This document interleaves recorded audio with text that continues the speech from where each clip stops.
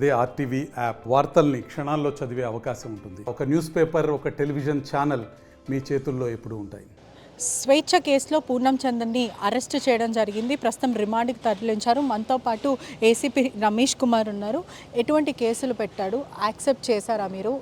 ఏదైతే అతను యాక్సెప్ట్ చేయడం జరిగిందో ఎటువంటి కేసులు పెట్టాడు?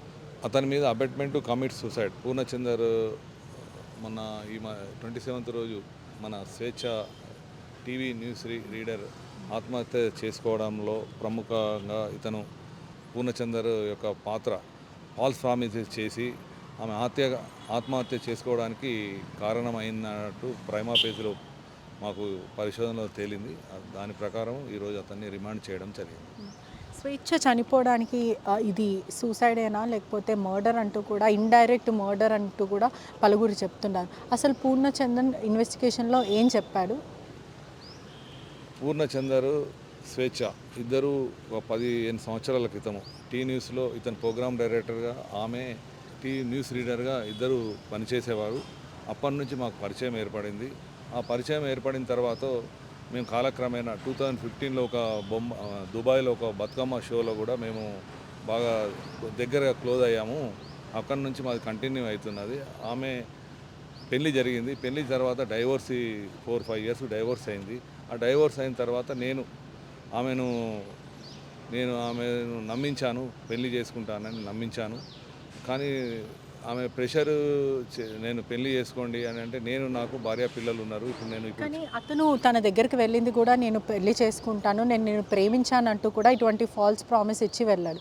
ఇప్పుడు అది యాక్సెప్ట్ చేశారా? మరి ఎవరైతే స్వేచ్ఛ ఉందో తను ఏం చెప్పింది? అసలు నన్ను పెళ్లి చేసుకోమని అడిగిందా ఏంటి? ఎక్కడ విడుదలచ్చాడు? అదే పెళ్లి చేసుకోమని అడిగినారు. ఫాల్స్ ప్రామిసెస్ ఏదైతే ఫాల్స్ ప్రామిసెస్ చేశారో అతని చేయలేకపోయారు. ప్రామిసెస్ను ఫుల్ఫిల్ చేయలేకపోయాడు. ఇతను లస్ట్ను ఫుల్ఫిల్ చేసుకున్నారు. కానీ ఆమె యొక్క ఏదైతే కోరిక ఉందో ఆ కోరికను ఇతను నెరవేర్చలేకపోయినారు. మరో విషయం కూడా, నిన్నటి వరకు చూస్తే వాళ్ళ కుటుంబ సభ్యులు కూడా అనేక ఆరోపణలు చేస్తున్నారు. ఇతని వల్లనే స్వేచ్ఛ చనిపోయింది, స్వేచ్ఛనే కాకుండా ఇంకా చాలామంది అమ్మాయిలను కూడా మోసం చేశాడంటూ కూడా కుటుంబం ఆరోపిస్తుంది. ఈరోజు కూడా వాళ్ళ కూతురు ఒక స్టేట్మెంట్ ఇవ్వడం జరిగింది. బ్యాడ్ టచ్ చేశాడు, చాలా అసభ్యంగా నాతో ప్రవర్తించాడని. దాని మీద కూడా కేసులు చేశారా? అది కేసు పరిశోధనలో ఉంది. ఏదొకటైతే మాత్రం వాస్తవము. అతని యొక్క అబెట్మెంట్ చేయడంతో ఆమె ఆత్మహత్య చేసుకున్నది అనేది నిర్ధారణ అయింది. ప్రైమా పేజీలో ప్రూవ్ అయింది. అంటే స్టేట్మెంట్స్ ఆఫ్ పిల్లలు కానీ పేరెంట్స్ కానీ అక్కడ ఉన్న సర్కమ్స్టాన్షియల్ ద్వారా ప్రైమా పేజీ ప్రూవ్ అయింది. ఫర్దర్ ఇన్వెస్టిగేషన్ కూడా జరుగుతుంది, డీటెయిల్గా జరుగుతుంది. ఇంకెవరెవరైతే స్టేట్మెంట్స్ ఉంటాయో ఆ స్టేట్మెంట్స్ మీద కూడా ఇంకా ఏమైనా కేసెస్ నమోదయ్యే అవకాశం కూడా ఉంటుంది. స్వేచ్ఛ కూతురు కూడా అనేక ఆరోపణలు చేస్తుంది, ఫిజికల్ అబ్యూస్ అని కూడా. దాని మీద ఏం చెప్తారు? అది కూడా ఏదైతే చట్టంలో ఏదైతే ఉంటుందో ఆ చట్టంలో ప్రతిదీ తీసుకోబడుతుంది పరిగణలోకి. దాని ప్రకారం చట్ట ప్రకారం చర్యలు తీసుకోబడతాయి. మరో విషయం కూడా, ఎవరైతే పూర్ణచందర్ ఉన్నాడో వాళ్ళ భార్య కూడా మా భర్తకి ఎటువంటి సంబంధం లేదంటూ కూడా తను వ్యాఖ్యలు చేస్తుందంటూ కూడా సమాచారం వస్తుంది. వీళ్ళ కుటుంబాన్ని కూడా ఏమైనా ఇన్వాల్వ్ చేసే అవకాశాలు ఏమైనా ఉన్నాయి? We don't have idea. దాని గురించి మాకేమీ ఇది రాలేదు. ఇతను మాత్రమే వాళ్ళ తండ్రి ఉన్న సర్కమ్స్టాన్షియల్ విట్నెసెస్ పూర్ణచందరే ఆత్మహత్య చేసుకోవడానికి, స్వేచ్ఛ ఆత్మహత్య చేసుకోవడానికి కారణమైనారు. అది కూడా ప్రైమా పేజీలో ప్రూవ్ అయింది.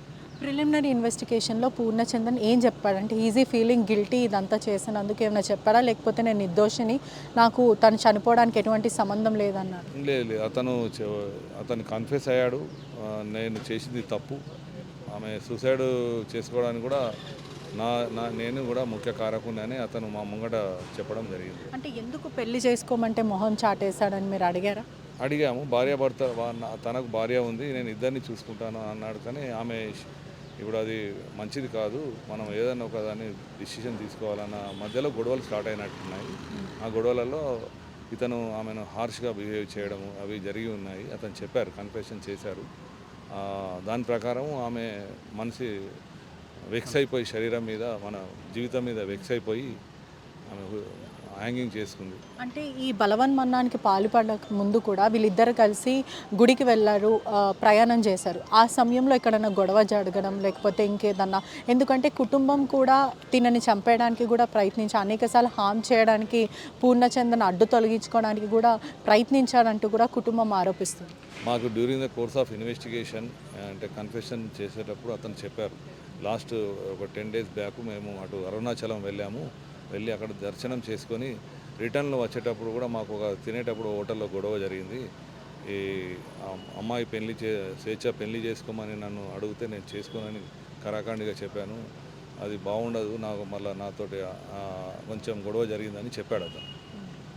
అంటే ఈ కేసులో కూడా పొలిటికల్ హస్తం ఉంది, కేసుని తప్పుదోవ పట్టిస్తా అంటూ కూడా ఒక పుకారులు బయట తిరుగుతున్నాయి. దాని గురించి ఏం చెప్తారు? సమగ్ర విచారణ జరుగుతుందా? పక్కా చట్టం తన పని తాను చేసుకుపోతుంది. ఇన్వెస్టిగేషన్ పరిశోధన భౌతిక మౌఖిక సాంకేతిక ఆధారాల మీద ఇన్వెస్టిగేషన్ కొనసాగుతుంటుంది. ఆ ఇన్వెస్టిగేషన్లో ఎవరైతే అక్యూజ్గా తేలుతారో వాళ్ళందరినీ చట్ట ప్రకారము 5 విధాలుగా చట్టం తన పని తాను చేసిపోతుంది. స్వేచ్ఛ గ్యాడ్జెట్స్, మొబైల్ ఫోన్స్ ఇవన్నీ కూడా స్వాధీనం చేసుకున్నారు, ఫారెన్సిక్కి పంపిస్తారు.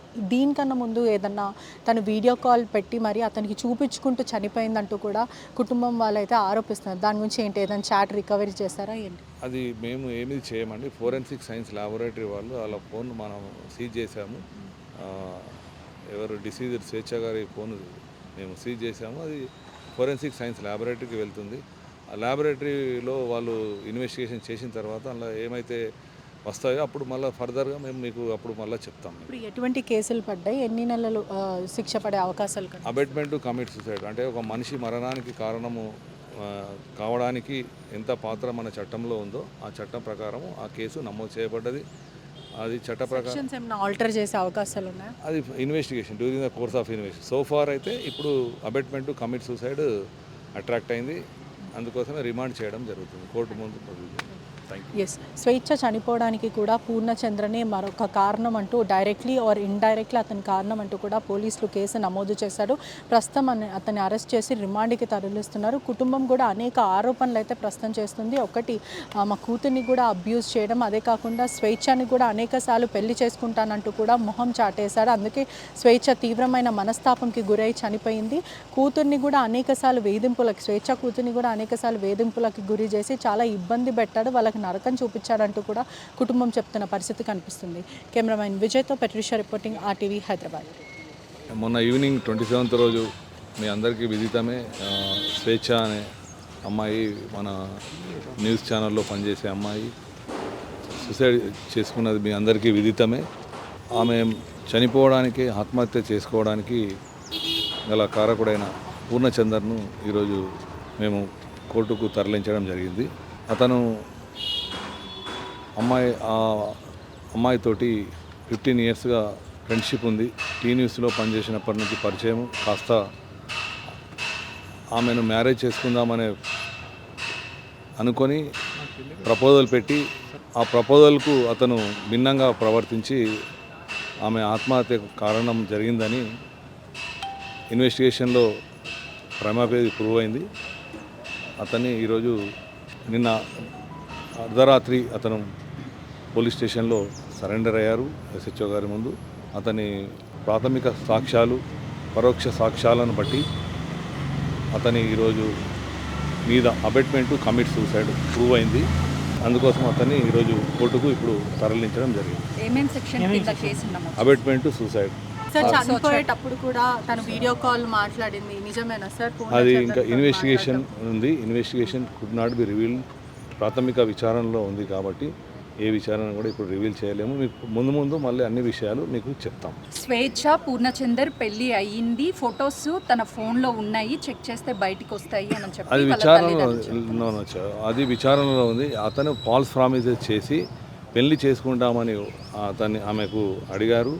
అడిగి అతన్ని నమ్మించి మోసం చేసి అతను మరణానికి కారకులయ్యారు. అబెట్మెంట్ టు కమిట్ సూసైడ్ కింద కేసు రిజిస్టర్ చేసి రిమాండ్ తరలించడం జరిగింది.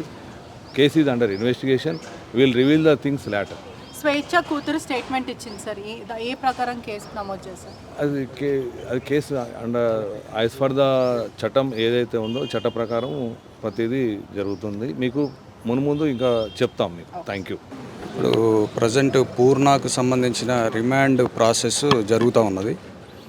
ఈ ఎఫ్ఐఆర్ కాపీలు, అక్యూజ్డ్ కాపీస్ ఏవైతే ఉన్నాయో నాకు వాళ్ళు ఇవ్వలేదు.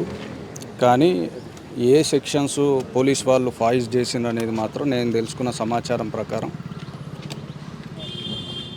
BNS 69 ఒకటి పెట్టినారు, BNS 108 ఒకటి పెట్టినారు ఒక ఎఫ్ఐఆర్లో. అందులో కంప్లైనెంట్గా వాళ్ళ ఫాదర్ కానీ మదర్ కానీ ఉండే అవకాశం ఉంది. ఎఫ్ఐఆర్ కాపీ రాలేదు కాబట్టి.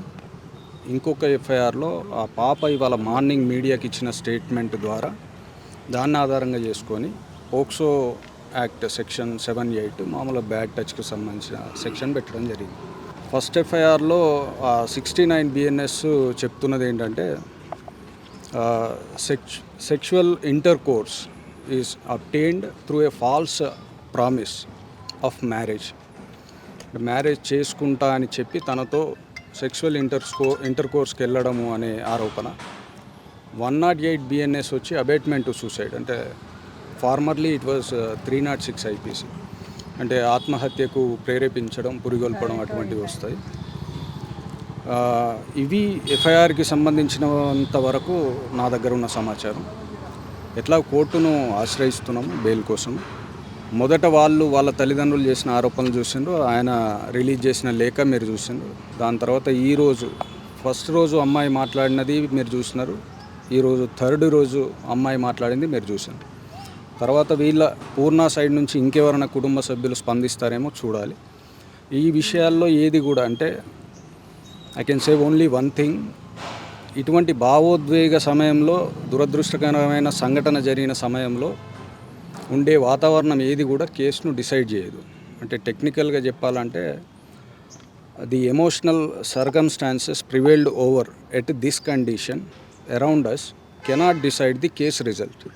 అదొక్కటి మాత్రం చెప్పగలుగుతాను. ఇంతకంటే ఎక్కువ ఏది మాట్లాడినా తప్పు అవుతుంది. దయచేసి ఇది ఒక్కటి సహకరించండి. పూర్ణచందర్తో మాట్లాడారా మీరు? నేను మాట్లాడాను. ఏం మాట్లాడారు, ఏం జరిగిందని చెప్పి? ఆ లేఖలో ఉన్న ప్రతి అంశము మనస్ఫూర్తిగా నేను రాసింది నిజము. అదే నా మనసులో ఉన్న మాట, జరిగింది అదే. ఎక్కడైనా నేను అదే చెప్తాను.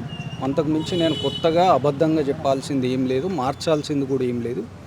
నేను ఏ రోజు వాళ్ళ చావును కోరుకోలేదు.